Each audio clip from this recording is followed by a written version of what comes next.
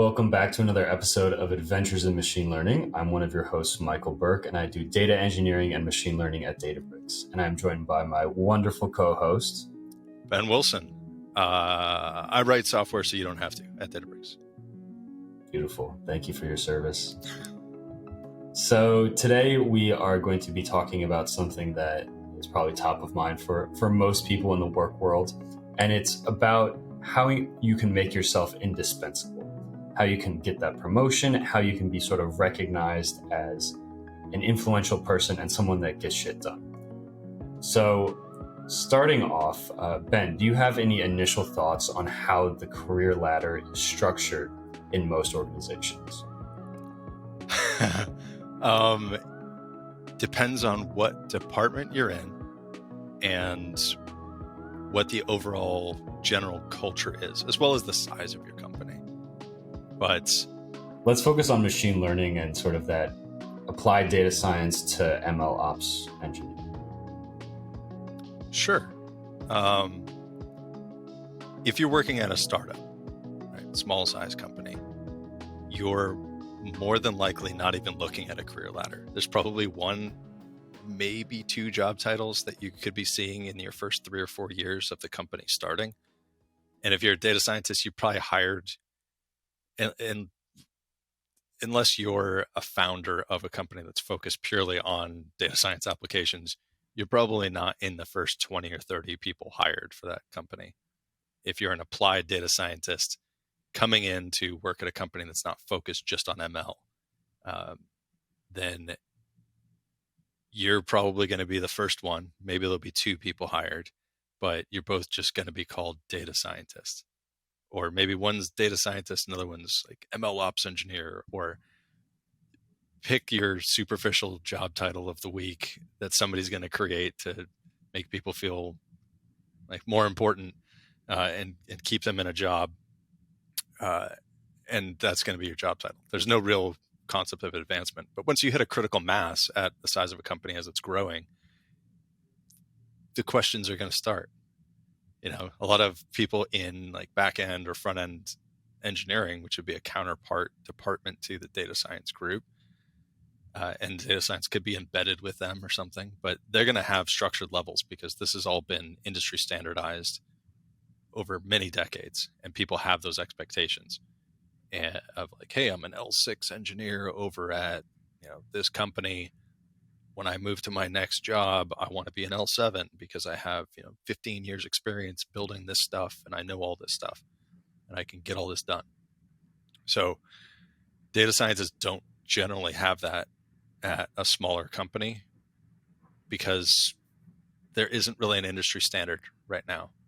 You have so many different job titles that are thrown around in different companies. I've seen people with very fancy sounding job titles that are basically doing what I would have classified at previous roles as an analyst role. Like, yeah, you know how to query tables, you know how to build reports and do analyses, and you can figure out business questions. Some, like a lot of companies would call those BI analysts, business intelligence people. But they now have this role title, data scientist somewhere. And then you go to a different company that maybe is more technically focused, and that's the primary role is science and engineering. And somebody with the job title data scientist is implementing new algorithms from scratch. So because of that disparity of you have these people that have the same job title and their experience and skills and the capabilities are so wildly different, there's no leveling that's consistent. You can look at a software engineer as like an L4 software engineer coming from one company to another. People have an expectation of what they're capable of doing.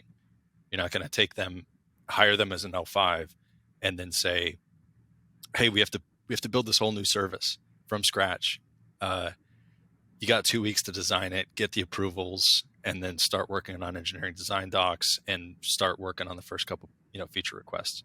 You got this, go. You're not going to do that because the person's going to be like, what is going on? Like, I don't know any of this stuff. I've never done this before. But you can hire an L7 and give them that same assignment, they'll be done before the 2 weeks is up of everything, and it'll just work. So, I mean, if they're good. So data science, that you don't quite have that. But within the confines of a single company, when we move on from that startup phase and levels start getting created, depends on what the mission is, because there's no definite definition of what capabilities and competencies are. That's going to be defined by somebody at that company. Now, that somebody could be a data science lead who they have their own history and their own expectations of what people should want. They'll probably meet with a couple of managers and HR, and they're going to draft up some sort of leveling system. Like, hey, we now have 10 data scientists, and people are wondering, when are they going to get a new job title, and how do we create structure around this? HR is going to be pushing for that when you hire enough people. So they're like, hey, if people don't get promoted, they're going to leave for greener pastures. Be surprised how motivating it is. Just a made up job title is for a lot of people. Some people don't care about that. They care about the money or the benefits. But there's a lot of people that they really feel proud when they can say, like, oh, I'm a principal data scientist. It's like, yeah, you're still doing the same work as the other people. You're just more experienced at it. Quick question. So in your experience, how aligned are those career ladders with the actual roles of the job title?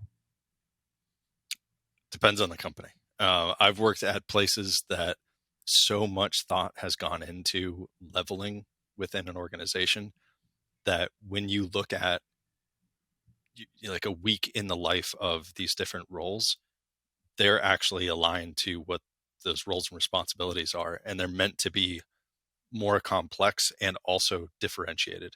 So you get specialization as you move up, and that's what you'll see in an engineering department at a serious tech company.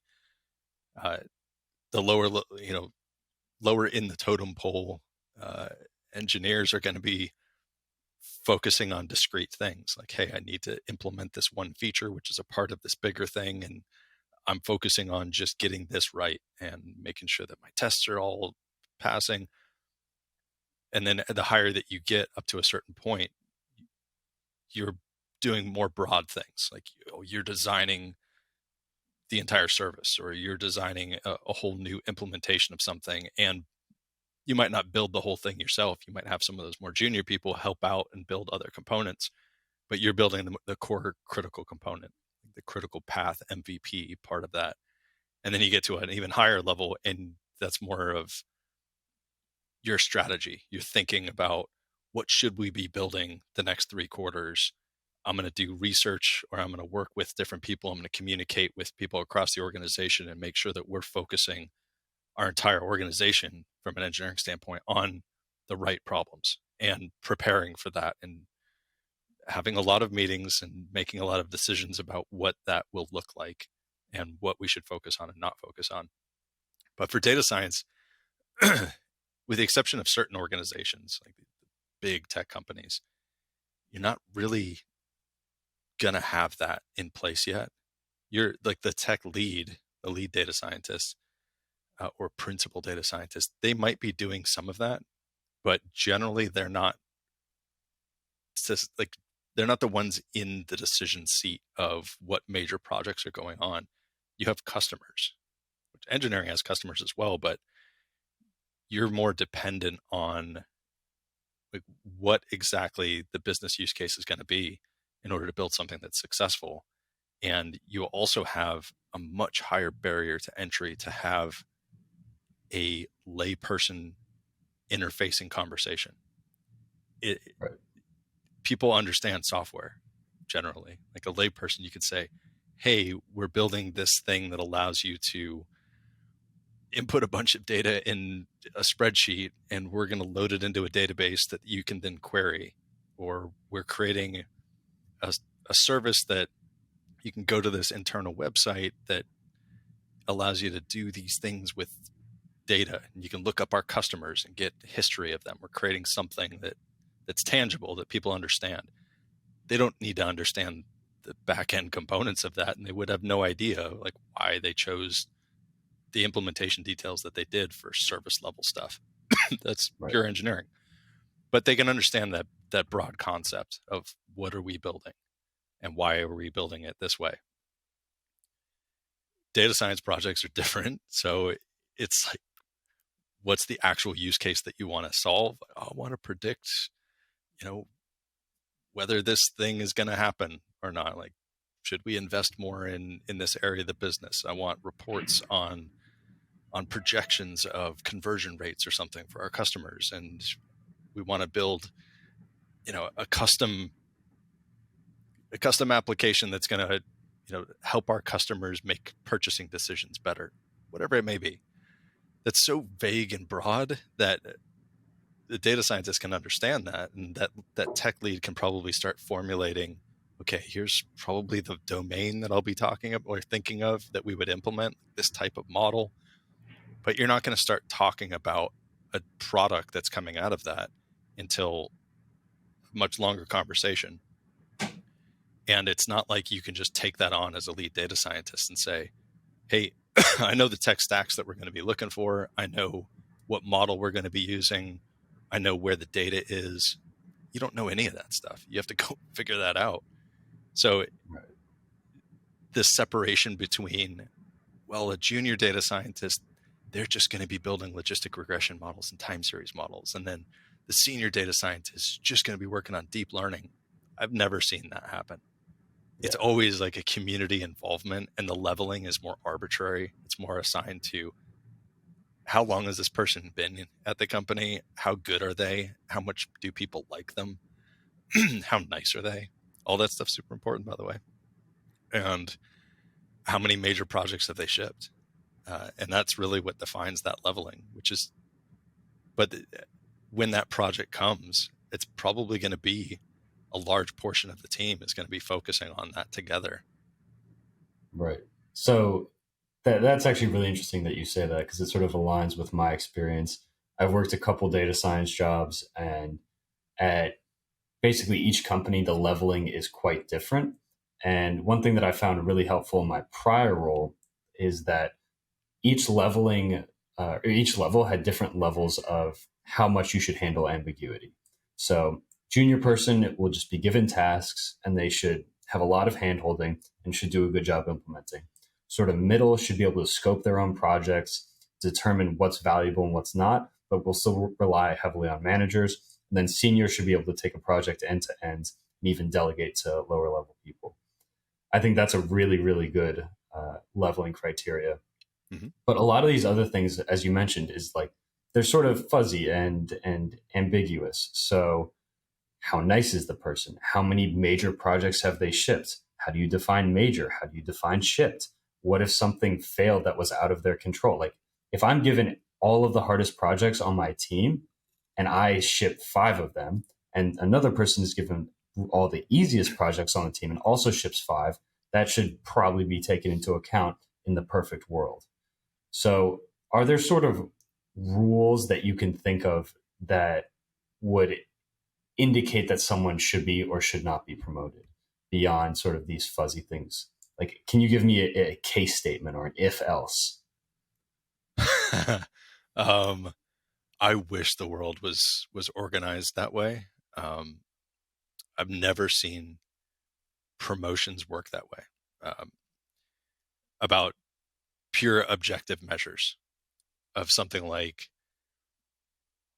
even if you were to attempt to do that and say, we're just going to let data decide who gets promoted. And maybe our requirement is number of lines of code committed and approved to be merged into master or main. What if you got one person on your team that's just doing docs and that's all they do? Like writing guides. You could be easily looking at them being 10x the number of lines of codes committed to your repository than anybody else on the team. So that's kind of out the window. Well, what if you put a heuristic on that and you say, all right, for, every 50 lines of docs counts as 1 line of code. Is that fair? Probably not. So applying rules like that, or to take your example, the project complexity. It's almost, I think, impossible to do that in a purely data-driven way without somebody assigning the amount of complexity of that project. You can't look at number of lines of code or size of artifact or, the projected amount of work, like how many person weeks was this supposed to take? And we'll assign some formula associated with that and number of lines of code. People will figure stuff like that out and start gaming the system. And it will happen. It's human nature. If you're all of a sudden like, hey, I'm measured in my job performance by number of lines of code written. All right. I will write the most verbose code possible. How do you like for loops? So you need gatekeepers in place for stuff like that. And in order for that system to function correctly, the gatekeeper has to be aware of stuff like you need your technical lead to be super stringent about code quality and not allowing people to do stuff like that. Like, hey, this implementation, I kind of see what you're doing here. This sucks. This can all be condensed down into 4 lines of code. Please rewrite the 400 that you put here because this is ridiculous. It's really hard to read. So you can do that, but then you're also going to need the tech lead to and the manager to be aware of what that project is. How complex was it? How ambiguous was it? You could provide sort of rating scores to all that stuff and keep that in a private spreadsheet. It's like, hey, this person, this quarter, they worked on a level 5 ambiguity, a level 3 complex implementation complexity, and a level 4 like interfacing with other teams. So like cross-functional operations. And that might give you a lot of points in how much you got done if you were successful with that versus somebody that got 1 straight across the board because, except for like number of lines of code, like, number of lines of code 5 and then complexity 1 didn't have to interface with anybody. It's just an internal thing that they had to work on. Like maybe they were just writing integration tests or refactoring code to go into a new framework. Yeah, it takes a lot of time, but is it challenging work? Is it what should greenlight you for a promotion? Probably not. But it shouldn't hold you back either. So that there's always a subjective nature to it. And that's what I've witnessed in every company I've worked for is, what you get done. It seems like as a technical person that's what everybody should be judged on. But that's really not the whole story. There's a huge amount of subjectivity that goes into it for a reason. Yeah. That makes sense. I think I'm bought in. My next question is around how you should decide what to and what not to work on. So let's say you have a 40-hour work week and you are assigned a bunch of projects. Let's say they take you anywhere from 20 to 30. Let's call it 25 hours. So that gives you 15 hours of your work week to stare at your screen, reread emails. That's one option. Another option is to go out and learn stuff and like read a book, maybe get a certification. Another would be to volunteer within the organization and contribute to other initiatives. And there's many other ways that you can spend your time. So how do you think about spending your quote unquote free time? You mean like back when I had free time, which was many years ago. Well, you still carve out free time now, right? Or are you just swamped? Not really. Okay. So the way to get to a place where you're focusing on important things and you're consuming your time in a way that you're interacting with other people to like build cool stuff. It might not be things that you're directly assigned to, but it could be, this is just sort of a general pro tip for people that want to know how do you become valuable as a data scientist, as an ML engineer, as an engineer, whatever. You can take that free time that you have, and everybody's going to have that, exactly as you said. You're going to have that at first at a job. you'll be directly assigned 20, 30 hours of actual real work that you would, heads down on the keyboard, banging out some code, banging your head against the keyboard when things are just continuously breaking. Everybody's going to go through that. And then you're going to have some amount of buffer time where I think people they make an assumption of what they need to do to get to like a position of higher value within an organization or working on more interesting projects. They think that the way to do that is by learning. Like, hey, I'm going to spend this 10 hours and I'm just going to read books. Or, hey, I'm going to work on project code that I have this cool idea of something I want to build. Maybe people will use it. That stuff is valuable. It's important to just crank out code that maybe you never show anybody.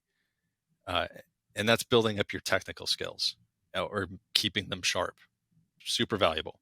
But what's more valuable is making yourself useful to others. And the way that you can do that is, I guess, the one thing that you could focus on, and what I found works really well, is listening. And what I mean by listening is not just hearing what people are saying and paying attention to exactly the things that they're talking about, they're working on, or things that are happening at the company, but listening and digesting the main thematic elements of what they're talking about. Are they talking about a project that they're working on that they don't have enough time to get everything done? Or there's something that you could spend some of your time capital to help them out in some way. That doesn't mean go to another, department in the organization and be like, hey, can I do a PR for that part of this? They're going to be like, what are you talking about? Like, no, we're not letting you do that because you probably don't have context. But more like people on your team, people that are doing the same sort of work that you're doing. You're in a data science organization. You have free time. Somebody else is working on a project. Pull their code, like fetch their PR from, their branch and understand it. Maybe make comments or ask them questions about, hey, I think this might be a really cool idea. And instead of just being the idea person that says, I think that would be really cool if you did this, like X, Y, and Z. Most people that are, knee deep in a project do not want to hear comments from the peanut gallery of like these amazing ideas. It's usually, hopefully your work is scoped beforehand and you know what you need to deliver, and that you've probably already thought about that cool idea and it's out of scope for what you're working on right now. But if you say, if you ask that person like, hey, is there another follow-on piece of work that you just don't have time to do? Or, hey, do you want somebody to write the docs for this? I'd like to understand what you're building. And I think the best way that I can understand it is to write the examples or write the docs for what you're building. I think most people are pretty cool with that. They're like, thanks for helping out. Like, are you sure you want to do that? And like, yeah. It hits on so many different levels of being like a really good colleague. You're learning new technology because you're looking through somebody else's code. You're seeing how somebody else works, and you're also helping somebody. So don't ever underestimate the power there is in being a helpful human being, particularly in a technical environment. It is so valued if you're willing to take on work to help somebody else, but that work that you're taking on has to be something that they need to get done, but they just might not have all the time that they would want to do. And it's amazing when you start doing that, you build these, they're not friendships, but it's like you have this relationship with this person where they know that you have their back if they get swamped on something, and you know that they have your back. And that's the start of building a really good team cohesion, when everybody is looking out for one another and like, hey, I got free time. I'm willing to help you out in whatever you need to do. Even if the work is super boring. I mean, I don't know a lot of people who like writing docs for stuff.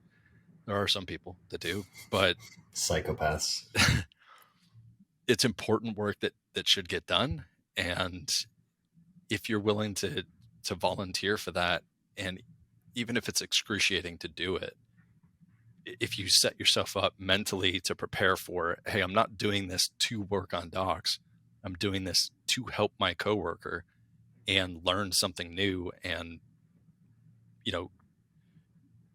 get another set of eyes on this implementation, so that maybe you catch something that they missed, and you can catch that earlier on and be like, hey, I'm testing this out and I don't know if this is exactly how we want this to work.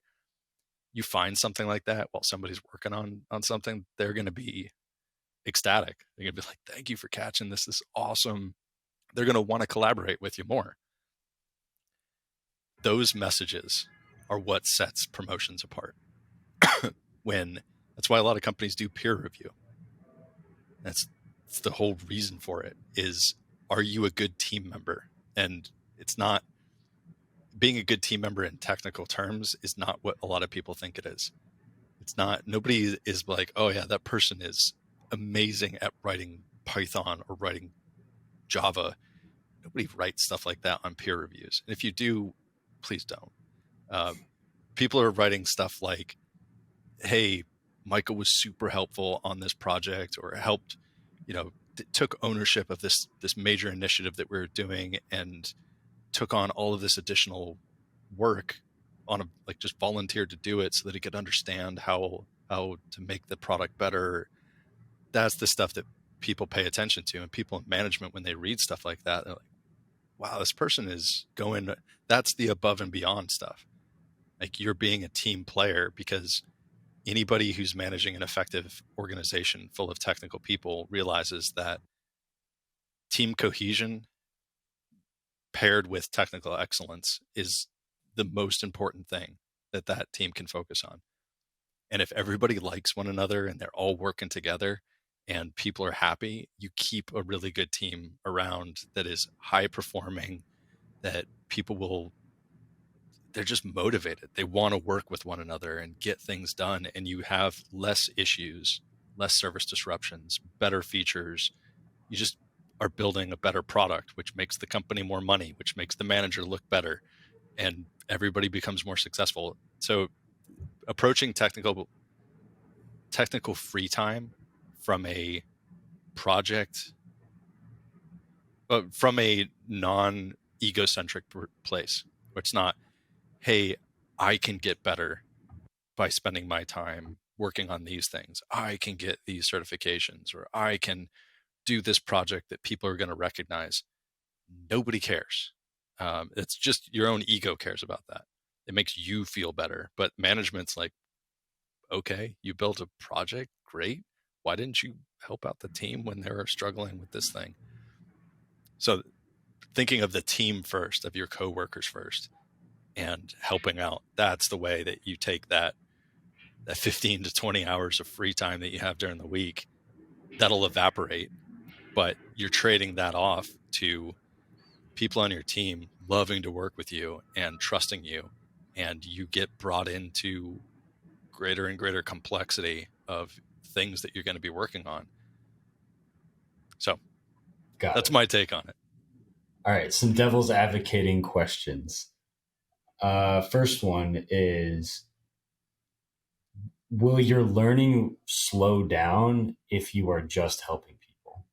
Because I could go in an isolated box, take a Coursera course, and become an expert in XYZ, theoretically. Arguably. Arguably. But if I'm working on the job on someone else's project, I'm sort of at the whim of what is being worked on. So I have less freedom over selecting what I want to be working on. And so therefore I might be learning less valuable things. What do you think about that? My argument to that is, if you're the valuable person that everybody sees is, performing GSD work, we talked about before recording, getting shit done. If you're that person and people see that, your 25 or 30 hours of assigned work in that week is going to be the hard stuff. Because it could be like, hey, Michael's killing it. He's doing all this like extra stuff, helping out the team. The management will start recognizing that the team at a higher functioning level is capable of taking on as a team more complex tasks. Because they're like, hey, everybody's just like knocking out of the park. We're just tearing through all of our OKRs. We're getting all these features released. They're stable. They're working. People are happy. You just signed up for more complexity, which is a good thing. You're going to get more interesting projects. You're going to be like, hey, I know we could solve this problem with this, old school methodology, but we really want to, implement this new project with the latest and greatest because we think that it's going to solve the problem a little bit better. Well, management, if they have faith in your team and that everybody's working well together, you might be one of the 2 people or 3 people that are sent to, hey, we trust you. Go figure out if this is possible. And that's when you're going to get exposed to, you get to a point, if your company functions correctly, where you'll be exposed to stuff that is so far beyond your realm of safety and comfort that you might get pushed to a place where you get a little bit scared.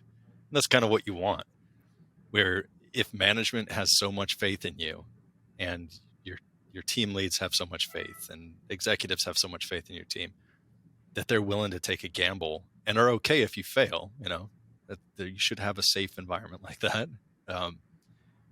But they know that you're going to go through the due diligence and you're all going to work together and have each other's backs and you can tackle anything together. Then they're going to let you go and go nuts. Yeah. They're like, oh, you want to try out this brand new thing that is so experimental that we have no idea if it'll work.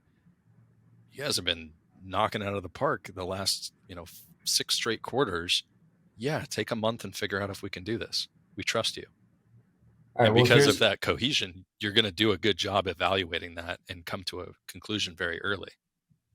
Yeah. So I agree that it optimizes your increase in the level of complexity of your work. But let's say I know I want to learn time series forecasting, and there's just no one in my vicinity that is vaguely related to time series forecasting. Do you think that my interest in learning time series forecasting is misinformed, or B, like basically, how do I go about learning what I want to learn if maybe the vicinity isn't conducive to that? That's similar to, let's say you and I worked as data engineers in an organization. There's no data science team to speak of, or maybe there is a data science department, but we don't work with them. And you come to me and like, man, I really want to learn machine learning. I think it's the future. I'd be like, cool, man. How are you going to learn it? That's kind of what you're asking about, is like, how do you get into something that either is so far removed from the department and your role, or right, the company is not focused on it. So if you want to burn company time learning something like that, good luck avoiding getting fired. If you're doing that for a large amount of time during like working hours and your rest of your responsibilities aren't being met. If you want to learn that because you're really interested in it and you want to see about applying it, that's what nights and weekends are for, man. Like, you're interested in something that you just want to learn more. Go pull an open source data set and hammer through it, figure it out.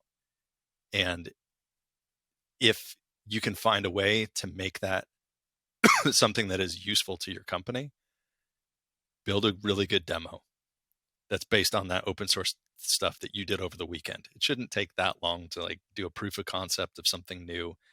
It doesn't have to be perfect. It's not even an MVP. It's just a demo. Like, hey, I have this idea.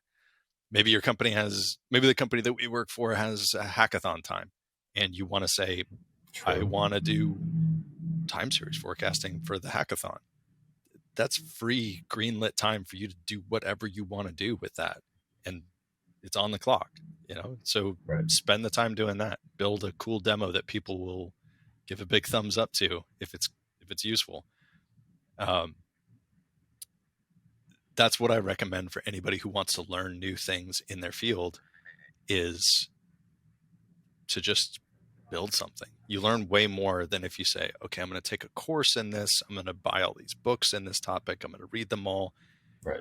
You understand the high level stuff from that, or you understand the concepts and the theory that way. But that doesn't exactly translate into doing something for a company that would eventually potentially make it into production. What preps you for that is building something and seeing, what are these libraries like? What are their APIs like? What's the performance like? What happens if I, take my data set and replicate it 1.4 million times? Does this just like blow up? Like, does it even run?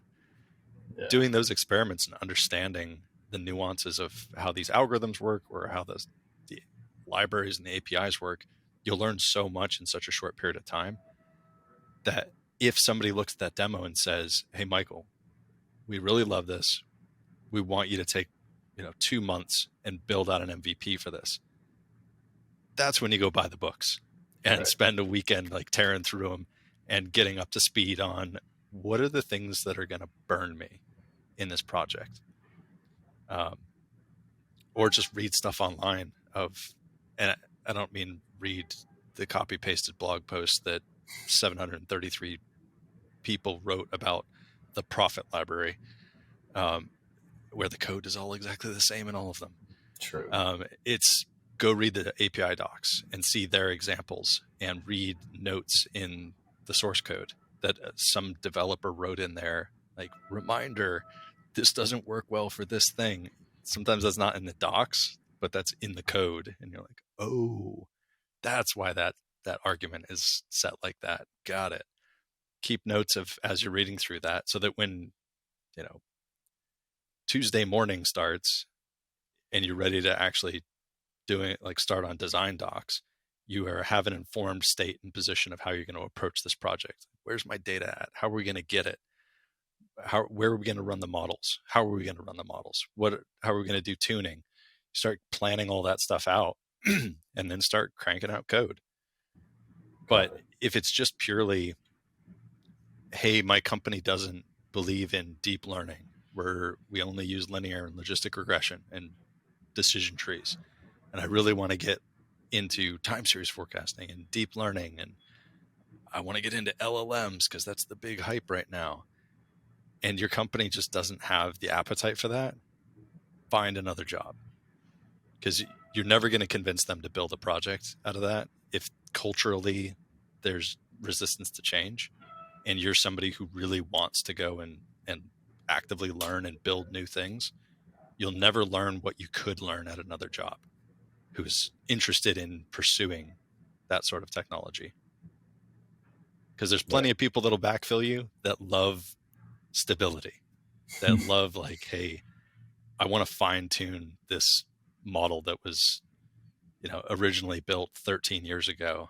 And I want to make sure that I can eke out a 0.05% improvement in RMSE. There's people that live for that stuff. But if you're somebody who's not one of those people, update your resume. Got it. Are there any other things that you should explicitly not do with your extra 10, 15 hours a week? Lots of things. I'd say the biggest and most obnoxious thing that I've seen people do with extra time is doing sort of hero development, where they have this amazing idea that is in their head and they want to do something to get recognized. So nobody's asking for it. Nobody cares, or you haven't validated if anybody cares that you're going to be doing this. And you're trying to do something in a silo, like alone. You don't want anybody seeing what you're doing. You don't want to hear any feedback about like, is this a good idea or not? You want to just like surprise everybody and, bring this nice wrap present to everybody. And your ego is going to start building that up in your head of like, man, people are going to be amazed that I built this, and I'm going to get promoted, and I'm going to get all these cool projects because of this. Never happens, man. Like, ever. What does work in that situation is, before working on that project, you go and talk to 50 people, and 48 of them are like, dude, that's a pretty good idea. Do you need any help on that? And you're like, yeah, I'd love for you to review my plan. And you get 12 people that are super excited to give feedback on your documentation that you're going to write of what you're planning on doing. And then in the process of you building that thing, you get 4 or 5 peers who are giving you direct feedback on the implementation, and you get 3 other people who are willing to test it, and everybody's excited about it.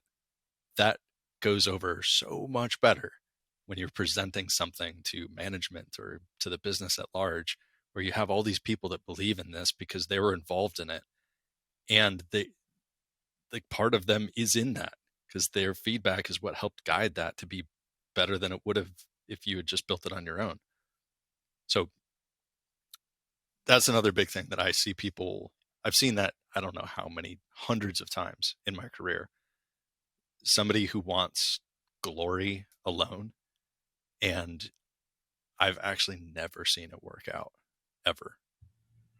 Yeah, I've seen people build something alone that they got feedback from people, and just, okay, here's the struggle that these people are having.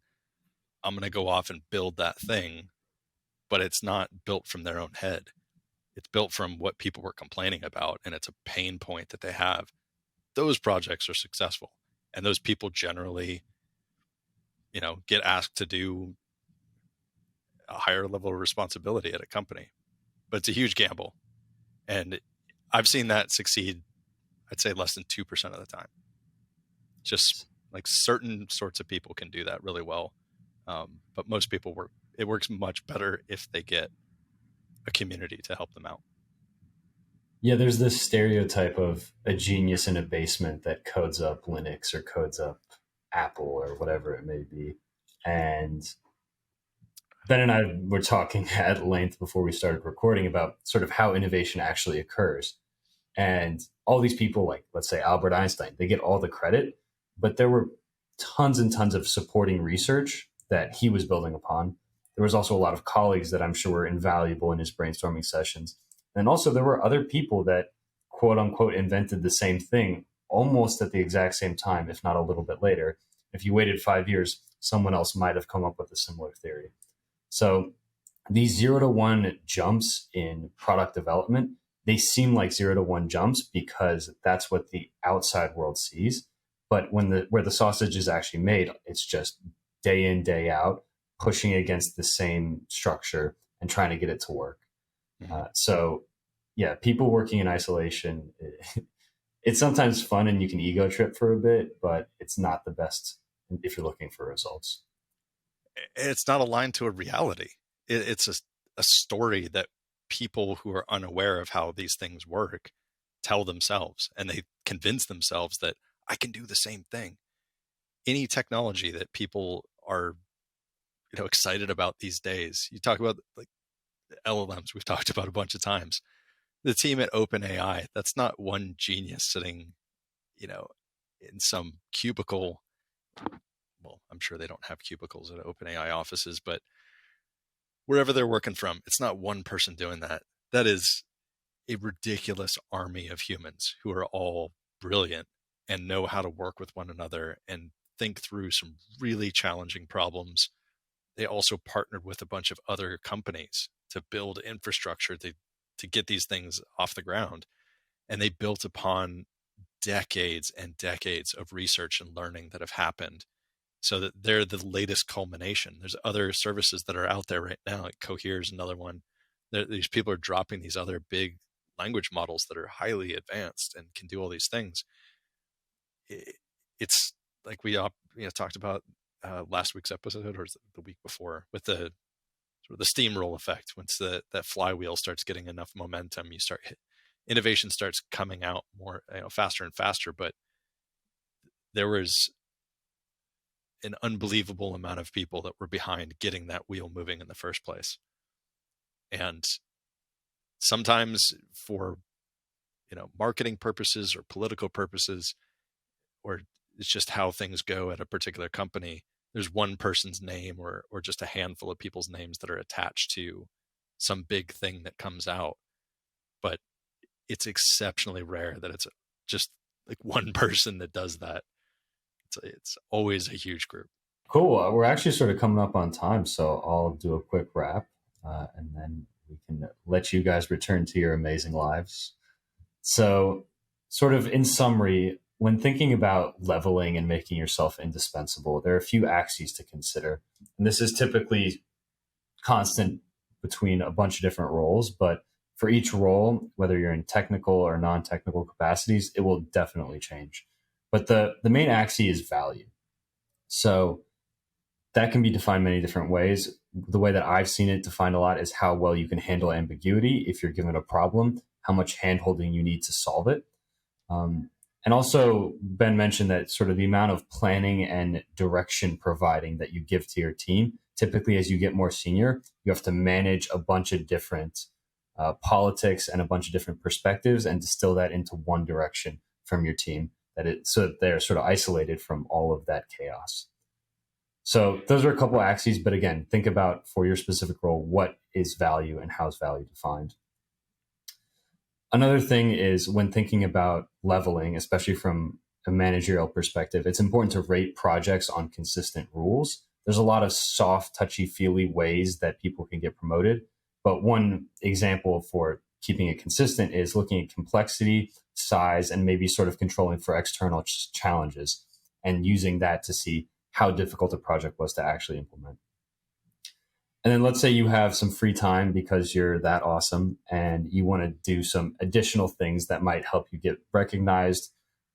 Some don'ts: suggest cool stuff that increases scope. No one likes that. Also, building stuff in isolation, the success rate for that can be pretty low. And then also something we didn't really touch on, but was sort of hinted at, is pitching yourself to your manager or sort of advocating for yourself. Your word with other people when you're not in the room is actually what is valuable, and you selling yourself isn't super important. So what instead you should do is make yourself useful to others. And this can be volunteering to do boring stuff such as write docs, maybe do some unit tests or whatever it may be, whatever is necessary to a project's success that a person doesn't want to do, that can sort of help you get in the door and learn about that project. And this is an art here where you sort of need to find an intersection between your personal goals for learning and then helping the organization. And it's definitely not a zero-sum game. There's certainly some projects somewhere where 1 + 1 = 3. So, Ben, anything else you want to add before we end it off? No, it was a perfect summary, man. Particularly that last part about not being zero-sum. It rarely is zero-sum. It's always taking on that stuff and helping out. It always benefits you and the company and the group and the morale of the team. So I don't know why people don't do it more. Yeah, I wonder if you listeners have ideas, let us know. Cool. Well, until next time, it's been Michael Burke and my co-host Ben Wilson. Have a good day, everyone. Take it easy.